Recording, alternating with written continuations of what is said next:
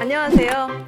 2020년 5월부터 걷기 운동을 시작해서 1년 만에 100kg에서 30kg을 감량해 현재 70kg을 유지하고 있는 34세 정효정이라고 합니다.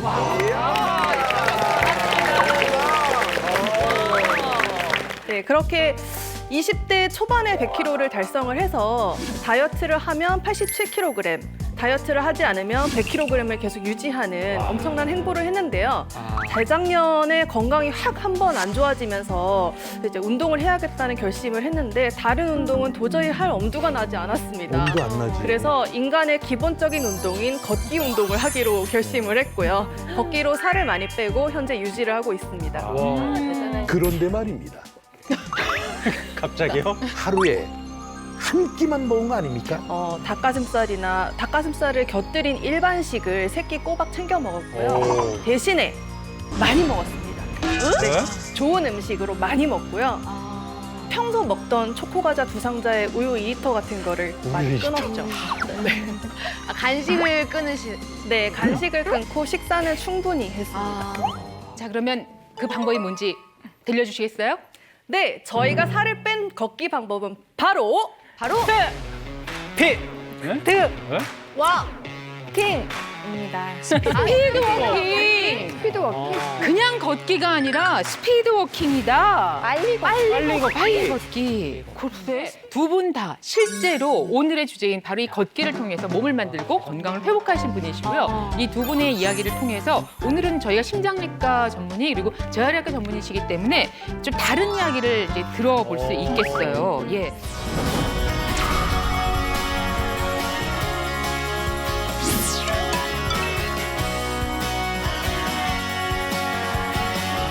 자, 이제 오늘의 주치 김용철 선생님과 함께 본격적으로 시작해 보도록 하겠습니다. 네, 저를 180도 변신시켜준 스피드워킹이 무엇인지 알려드리겠습니다. 딱 두 가지만 기억하시면 됩니다. 바로 이것입니다. 이거?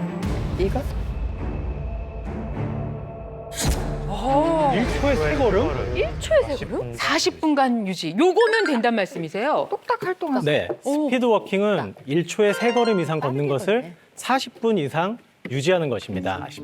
일반 걷기는 1초에 2걸음, 느린 걷기는 1초에 2걸음 이하에 비하면 빠른 속도거든요. 그래서 1초에 3걸음 이상의 속도로 1시간 걸으면 4km를 걸을 수 있습니다. 근데 걸을 때마다 내가 1초에 3걸음 이상 걷는지 이하로 걷는지 사실 따지기가 힘들죠. 네. 그래서 쉽게 생각하면 요 머리 위에 정수리에 땀이 스며들면서 이마로 내려오는 정도, 또 혹은 숨은 차인데 옆 사람하고 대화는 이어갈 수 있을 정도라고 생각하시면 됩니다. 그래서 심장의 최대 박동수를 50에서 60% 유지한 채 40분 이상 걷는 거죠. 그러면 다른 것보다 이 40분간 유지, 이 40분이 중요한 이유가 있나요? 최소한 40분. 네, 있습니다.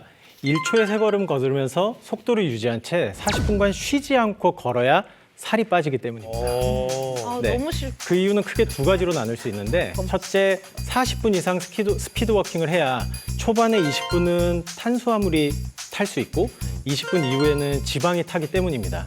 그리고 쉬지 않고 40분 동안 스피드워킹을 하면 애프터번이라고 해서 스피드워킹을 마친 후에도 마치 장작이 다 타고 온기가 남아있는 것처럼 계속 지방이 타는 환경을 만들 수 있거든요.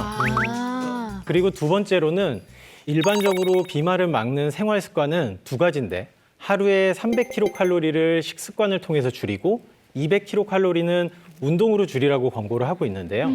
하루에 200kcal 이상을 운동으로 소모하려면 남자는 37분 이상, 여자는 48분 이상 스피드워킹을 해야 됩니다.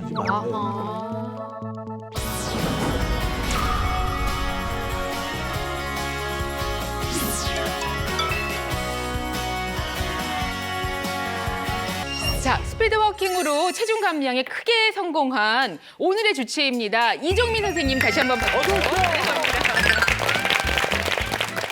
사실 많은 분들이 걷는 거 정말 싫어하시고요. 스피드워킹은 더 어렵다고 느끼시는 이유가 바로 관절 통증 때문입니다.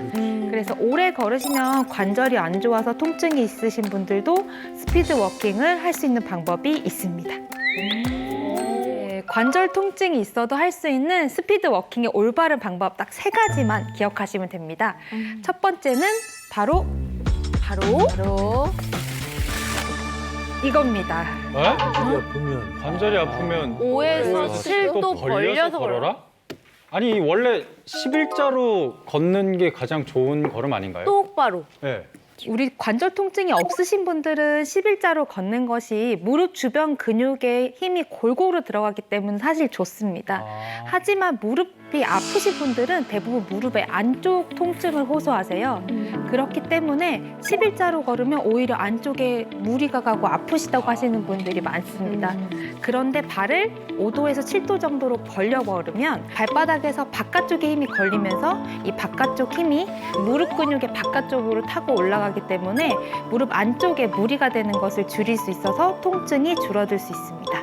아니 근데 그러면 5도에서 7도 이게 어느 정도 우리가 이 돌을 각도기로 이렇게 재볼 수도 없고 어느 정도인지 잘 감이 안 와서요. 네, 제가 실제로 발 모양을 보여드리도록 할게요. 많이 안 걸렸어. 아주 살짝. 걸리니까 그냥 발 사이 모양이 세모 모양이 되네요, 이렇게. 아니야. 네, 네. 맞습니다. 삼각형을 유지하면서 걷는다고 생각하시면 되는데요.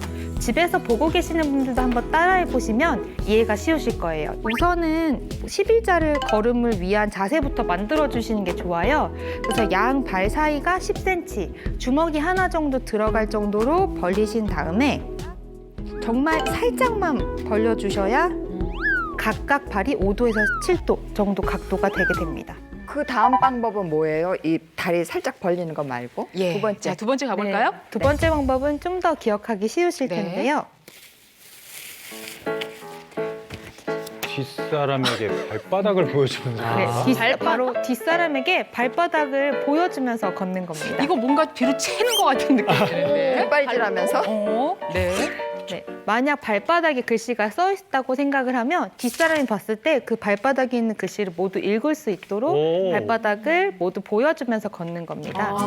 사실 발이 지면에 땅이 닿기 시작할 때 발 뒤꿈치부터 닿기 시작을 해서 발바닥 그리고 발끝으로 밀고 나가는 힘이 중요하게 됩니다. 그래서 우선은 보여드리면 우리가 발끝이 지면을 밀게 됐을 때 힘을 주지 않게 되면 우리가 근육이 수축이 안 돼요. 하지만 발끝을 힘차게 밀어서 발바닥을 보여주게 되면 우리 엉덩이가 수축된 거를 느낄 수 있거든요. 이런 엉덩이 근육이 수축이 되면 당연히 저절로 앞으로. 배에도 힘이 들어가게 되고 몸도 꼿꼿하게 돼요. 특히 엉덩이 근육의 경우는 허리를 세워주는 역할을 하는 중요한 근육이기 때문입니다. 그렇다면 자연히 어깨도 펴져서 일자로 예쁘게 걸으실 수 있습니다. 네. 제가 시범을 보여드리겠습니다. 아이 고마워요. 오호. 오호.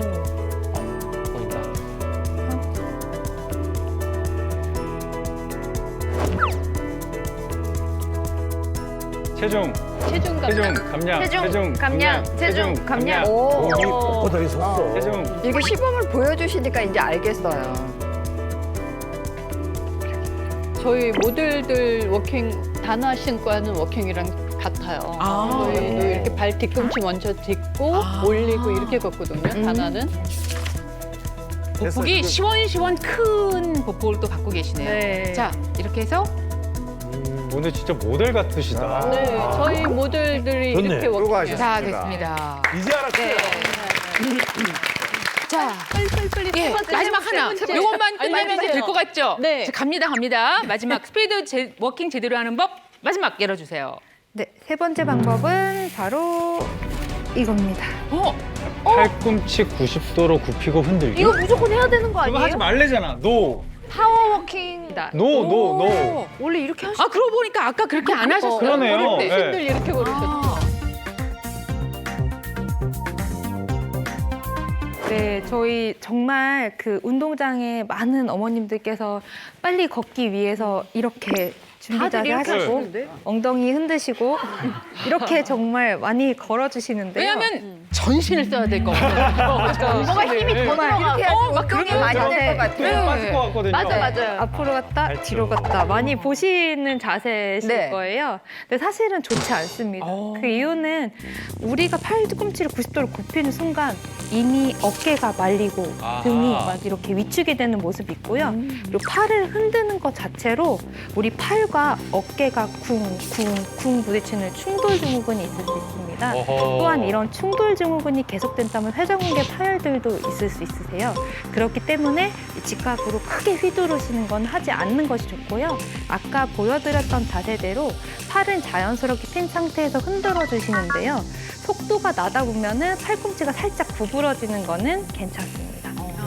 반동으로 구부리는 건 괜찮은데 일부러 이렇게 해서 여기서부터 이렇게 많이 하시는 요 우리가 자세는 생각했던 게 다 안 된다고 없어지네. 생각합니다.